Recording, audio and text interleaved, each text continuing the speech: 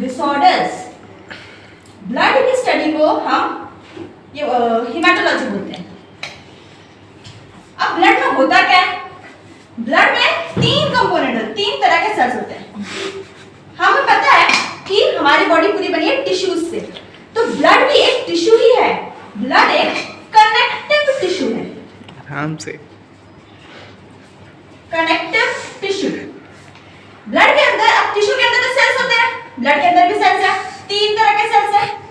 एक है आरबीसी यानी कि रेड ब्लड सेल्स, इसे हम एरिथ्रोसाइट्स बोलते हैं। दूसरा है डब्ल्यूबीसी यानी कि व्हाइट ब्लड सेल्स, इसे हम लिम्फोसाइट्स बोलते हैं।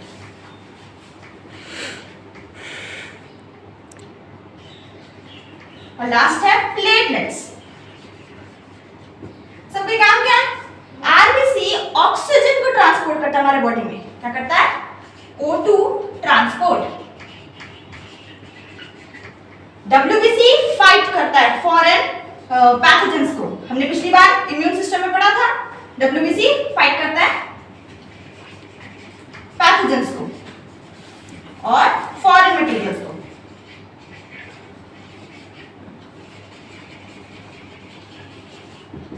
प्लेटलेट्स हमारे ब्लड को क्लॉट होने में मदद करता है।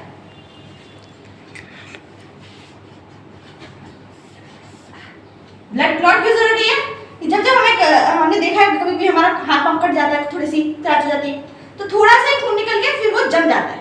तो ये मदद करता है ब्लड क्लॉट, ताकि हमारा खून हमेशा बहता ना रहे, वो रुक जाए। तो प्लेटलेट्स ब्लड क्लॉट करते हैं, डब्ल्यूबीसी फाइट करता है पैथोजन को और फॉरेन मटेरियल्स को, और आरबीसी ऑक्सीजन को ट्रांसपोर्ट करता है। अब आरबीसी को थोड़ा डिटेल से देखते हैं। आरबीसी के अंदर एक तरह का प्रोटीन होता है जिसे हम बोलते हैं हीमोग्लोबिन। हीमोग्लोबिन कुछ ऐसा दिखता है। हीमोग्लोबिन इसमें 4 चेन्स होती है, ऐसा करके 4 ग्लोब्यूल्स इसे बोलते हैं।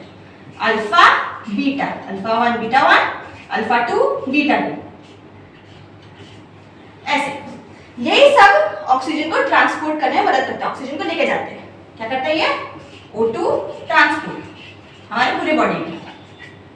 इसके अलावा भी कुछ प्रोटीन्स होते हैं आरबीसी के सरफेस, आरबीसी के ऊपर। आरबीसी कैसे दिखती है? आरबीसी ऐसी दिखती है। आरबीसी अगर मैं ऐसे देखूं तो आरबीसी ऐसे दिखेगी, चपटी ऐसे देखी।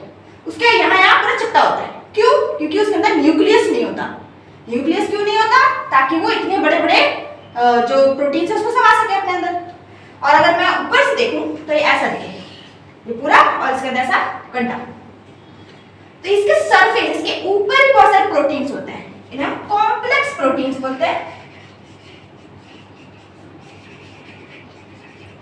जिन्हें हम एंटीजेंस बोलते हैं। अब हमने इम्यूनिटी में पढ़ा था कि एंटीजन तो फॉरेन मटेरियल्स होते हैं। एंटीजन, जब एंटीजन आते हैं तभी तो एंटीबॉडी उस पर हमला करते हैं ना।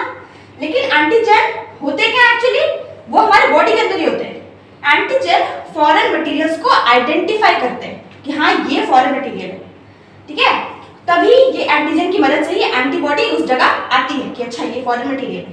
तो ये करता है आइडेंटिफाइज फॉरेन मटेरियल। हमारे बॉडी में कुछ भी फॉरेन मटेरियल घुस जाए तो उसे यही आइडेंटिफाई करता है, फिर हमारी एंटीबॉडी आके मारती है। एंटीबॉडी कैसे दिखती है? ऐसे दिखती है, वाई शेप की। चलिए अब हम क्या मैंने बोला कि अगर ये आरबीसी है तो इसके सरफेस पे बहुत सारे एंटीजेंस होते हैं, ऐसे तरह के, ऐसे ऐसे। एक तरह का एंटीजन होता है, इसे हम नाम देते हैं ए एंटीजन, और दूसरा तरह का एंटीजन बी एंटीजन। हमारे बॉडी में हर इंसान के पास 2 तरह का एंटीजन होता है। किसी किसी के पास सिर्फ ए होता है, किसी किसी के पास सिर्फ बी होता है, किसी के पास ए और बी दोनों होता है, किसी के पास तो कुछ भी नहीं होता। तो जिसके पास सिर्फ ओनली ए एंटीजन हो उसे हम बोलते हैं A group, A group blood. अगर सिर्फ बी होगा तो क्या बोलेंगे? B group diagram. अगर ए बी दोनों हो तो हम बोलेंगे ए बी ग्रुप, और अगर कुछ ना हो, कोई तरह का एंटीजन नहीं, तो हम बोलेंगे ओ या फिर जीरो ग्रुप। इसे हम ओ या फिर जीरो ग्रुप बोलते हैं। अब ये ग्रुप का काम क्या है कि अगर कोई बॉडी, कोई इंसान के अंदर हम कोई इंसान ए ब्लड ग्रुप का हो और हम उसके अंदर बी ग्रुप का ये डालते हैं सेल्स, तो क्या होगा, उसके अंदर के जो एंटीजन है, एंटीबॉडीज है, वो तो इस फॉरेन एंटीजन को नहीं पहचानती, वो इस पे अटैक करना शुरू कर देगी और इस सेल्स को मारना शुरू कर देगी। इससे हमारी बॉडी में क्या प्रॉब्लम्स होगी, इससे वो जो ब्लड सेल्स आए वो तो मर चुके होंगे, लेकिन वो तो क्लॉट बन जाएंगे ना, तो हमारे ब्लड के सेल्स में क्लॉट बन जाते हैं, जिससे खून रुक जाता है और ऑक्सीजन ट्रांसपोर्ट नहीं होता। ये बहुत खतरनाक बात है। तो इसमें क्या होती है, अगर ए ग्रुप है तो उसमें बी एंटी बी एंटीजन होगी, है ना, बी के खिलाफ एंटीबॉडी होगी। वैसे ही अगर बी ग्रुप है तो उसके पास एंटी ए एंटीबॉडी होगी। अब बताओ, किसी के पास ए और बी दोनों एंटीजन है, तो क्या उसके पास कोई एंटीबॉडी होगी? अगर होगी तो वो तो दोनों को मार देगा, है ना। इसके पास कोई एंटीबॉडी नहीं होती, कोई एंटीबॉडी नहीं होती।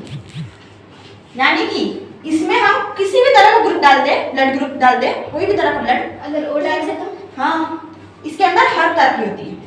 एंटी ए भी होती है, एंटी बी भी होती है। तो ए बी के अंदर अगर मैं कोई भी ब्लड ग्रुप डाल दूं, ए डाल दूं, बी डाल दूं, ओ डाल दूं, ए बी डाल दूं, वो सबका एक्सेप्ट कर लेगा, है ना, उसके अंदर तो कोई एंटीबॉडी है ही नहीं, है ना, तो कुछ भी किसी को भी मार पिटेगा नहीं। तो इसे हम लोग बोलते हैं, एडी को हम लोग बोलते हैं यूनिवर्सल रेसिपिएंट यानी कि लेने वाला, यूनिवर्सल रेसिपिएंट। ये हर तरह का ब्लड ग्रुप ले सकता है और ओ कुछ भी नहीं ले सकता, क्योंकि बस एंटी ए भी है, एंटी बी भी है, तो कोई भी तरह की सेल्स आएगी वो सबको मारेगा, है ना, कोई भी तरह का एंटीजन घुसेगा सबको मार देगा। इसलिए ओ क्या हो गया, यूनिवर्सल। ओ सिर्फ ओ को ही ले सकता है ना? हाँ, ओ सिर्फ ओ को ले सकता है, ओ सिर्फ only O group blood can transfuse. ये ओ को ले सकता है? हाँ, वही तो, ओ के पास हर तरह की, कोई तरह की एंटीजन नहीं होती, तो इसीलिए वो किसी को भी ब्लड ग्रुप दे सकता है, ठीक है। तो कोई भी उसके खिलाफ अटैक नहीं करेगा, क्योंकि उसका तो एंटीजन ही नहीं है, किसके खिलाफ अटैक करेगा, है ना। तो इसलिए इसे बोलते हैं यूनिवर्सल डोनर। ये किसी को भी डोनेट कर सकता है ब्लड ग्रुप। मैक्सिमम हमारी पॉपुलेशन में ओ ब्लड ग्रुप ही होती है सबके पास, नॉर्मली मैक्सिमम, ठीक है। ये नॉर्मली जैसे कि अबाउट 70%। अब इसके अलावा ये तो होगी पुरानी बातें, ये बहुत पहले ही सब डिस्कवर हुआ था।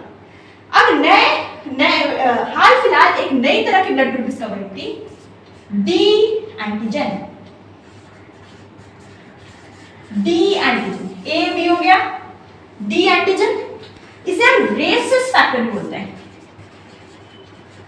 रेसिस फैक्टर जो हम बोलते हैं प्लस माइनस, अगर किसी में ये डी एंटीजन होती है तो हम उसे प्लस फैक्टर बोलते हैं, अगर नहीं होती तो उसे माइनस बोलते हैं। तो अब अगर ए में होगी रेसिस फैक्टर, उसे ए प्लस बोलेंगे, अगर बी में होगी तो हम उसे बी प्लस बोलेंगे। मतलब उसके अंदर डी भी है? हाँ, यानी कि उसके अंदर ए एंटीजन भी है, एंटी बी एंटीबॉडी भी है और डी एंटीजन भी है, ठीक है। तो ये क्या है, ए पॉजिटिव या फिर ए नेगेटिव में क्या होगा, ए नेगेटिव में एंटी ए एंटीजन है, एंटी बी एंटीबॉडी है, लेकिन डी एंटीजन नहीं है, ठीक है। वैसे ही ये हो गया बी नेगेटिव, यानी कि इसमें बी एंटीजन है, एंटी ए एंटीबॉडी है, लेकिन डी एंटीजन नहीं है। वैसे ही A B positive, A B negative, O positive, O negative, ये सब भी होता है। अब ये सब में भी सबसे ज्यादा जो कोई भी ब्लड ग्रुप ले ले, यूनिवर्सल रेसिपिएंट, हम बोलते हैं ए बी पॉजिटिव को, क्योंकि इसके पास हर तरह की एंटीजन होती है, तो इसलिए कोई भी तरह का एंटीबॉडी नहीं होता इसके पास, है ना, हर तरह का एंटीजन है।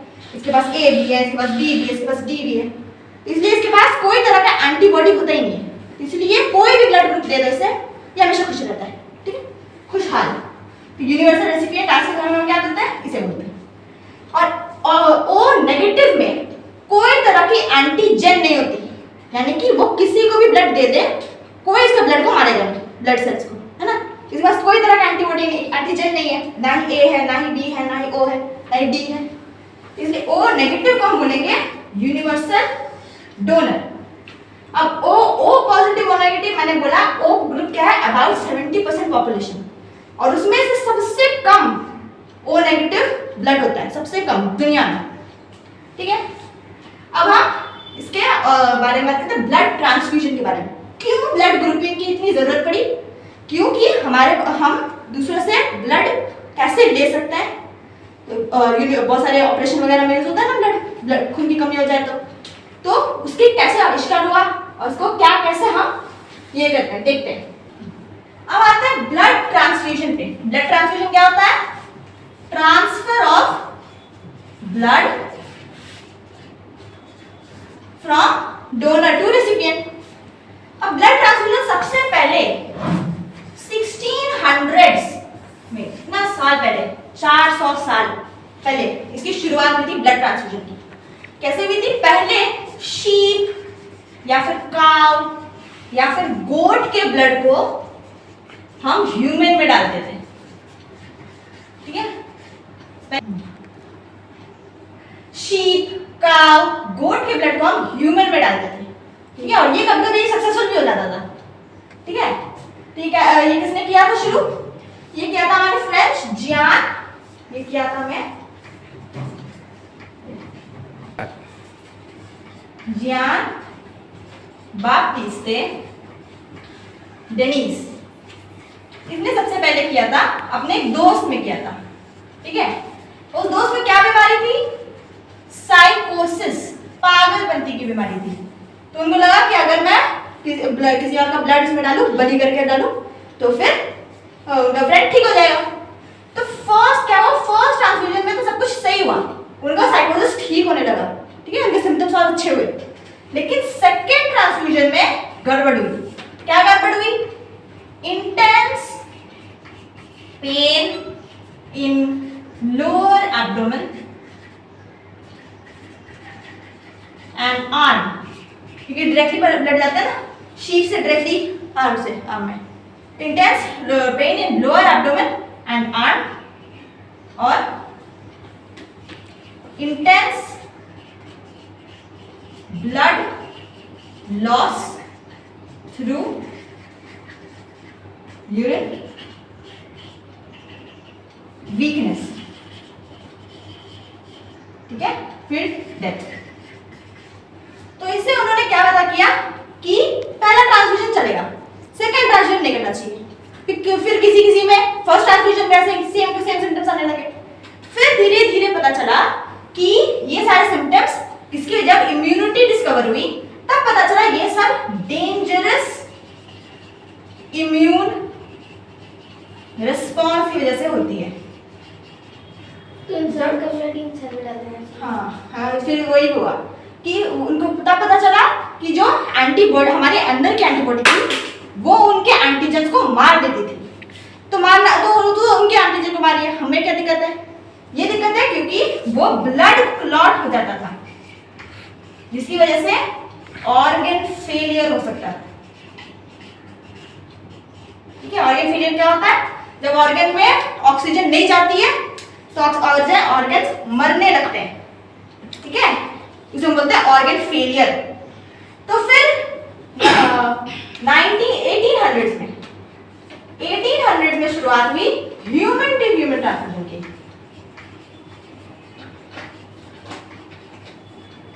कि ठीक है, अगर शीप काउ गोट के ब्लड नहीं जा रहे हैं तब ह्यूमन टू ह्यूमन ट्रांसफ्यूजन कर लेते हैं। ये सबसे पहले किया था विलियम हैल्स्टेड ने, सबसे पहले ह्यूमन टू ह्यूमन रिस्पांस कर human to human blood transfusion किया था। उन्होंने किसको दिया था, अपनी सिस्टर को दिया था, ठीक है। तो एकदम परफेक्ट चला वो ट्रांसफ्यूजन, ठीक है। उन्होंने अपना ये लिया और डायरेक्टली, क्योंकि एयर में रहेगा तो ये हो जाएगा ना, ब्लड क्लॉट हो जाएगा जल्दी से, इसलिए डायरेक्टली अपनी सिस्टर को उन्होंने ब्लड दिया और ये एकदम सक्सेसफुल रहा। तो फिर अब ह्यूमन टू ह्यूमन होने लगा, लेकिन फिर कुछ टाइम बाद क्या हुआ, फिर से डेथ्स, बहुत थाउजेंड्स ऑफ डेथ्स होने लगे इसी प्रोसेस से। फिर बाद में लगभग 1900s में डिस्कवर हुई ब्लड ग्रुपिंग, जो हम अभी पढ़े एंटी एंटीबी, ए पॉजिटिव बी पॉजिटिव, उसकी डिस्कवर हुई।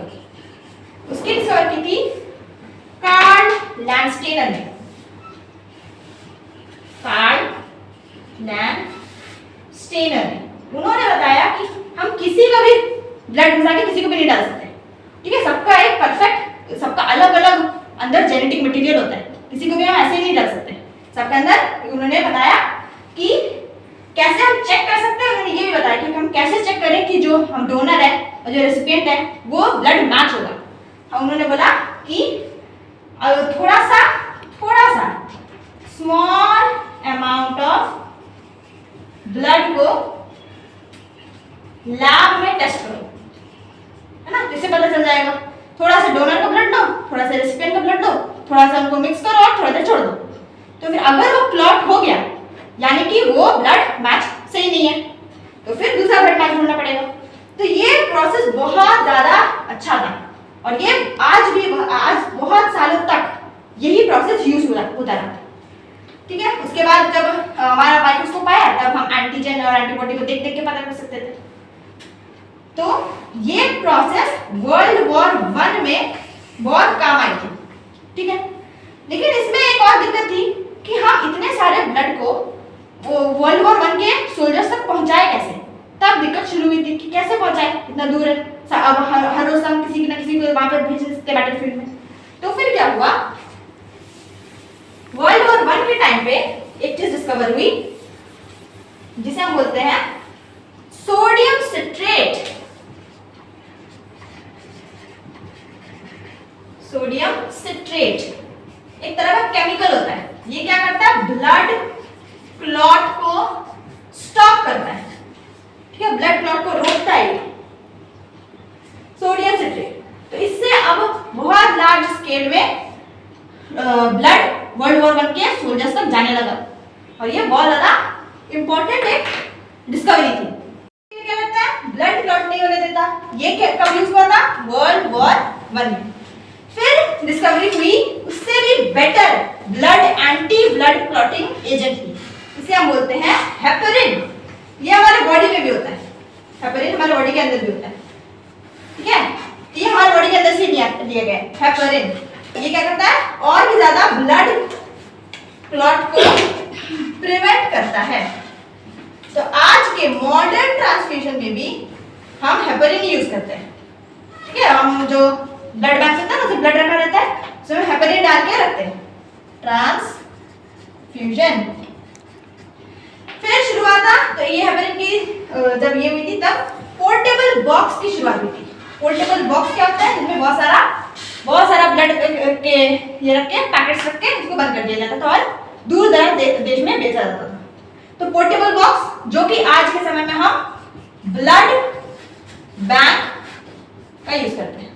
अब हम पढ़ते हैं ल्यूकेमिया के बारे में।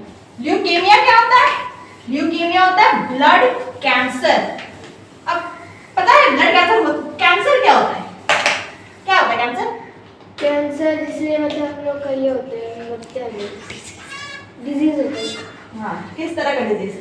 कैंसर डिजीज होता है जब सेल्स डिवाइड करते हैं रैपिडली और बिना कोई रोक टोके, ठीक है। डिवाइड करते जाते उनके अंदर माल मटेरियल होता है फिर भी डिवाइड कर रहे हैं, ठीक है। तो बहुत सारे सेल्स इकट्ठे हो जाते हैं, तो उसी को हम बोलते हैं कैंसर।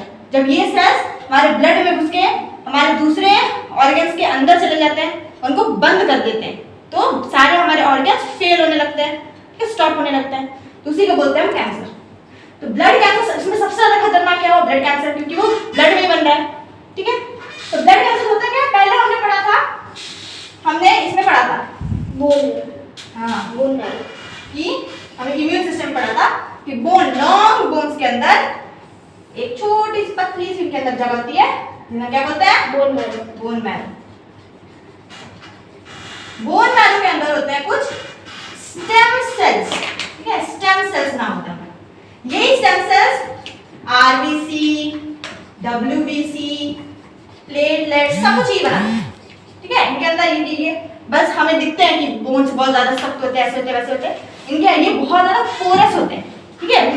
होल्स होते हैं जिससे ब्लड के वेसल्स अंदर घुस सकते हैं। तो वो अंदर घुसते हैं और ये सब बन के फिर ब्लड के वेसल्स से वो बाहर निकल जाते हैं। तो जब यही स्टेम सेल्स के अंदर म्यूटेशन हो जाती है, जब स्टेम सेल्स के अंदर म्यूटेशन हो जाती है, म्यूटेशन यानी कि उनकी जेनेटिक मटेरियल चेंज हो जाती है, जेनेटिक मटेरियल में डिफरेंस हो जाता है, तब क्या होता है, वो जो सेल्स बनाता है उनको मैलिग्नेंट सेल्स बोलते हैं, यानी कि कैंसरस सेल्स। ठीक है, वो जब ब्लड में जाता है तो रैपिडली डिवाइड करता जाता है, ब्लड क्लॉट होने लगता है और डेथ हो जाती है। इसका प्रिवेंट करने के लिए सबसे अच्छा, सबसे परफेक्ट बेस्ट तरीका क्या है ब्लड कैंसर को ट्रीट करने का, वो है बोन मैरो ट्रांसप्लांट।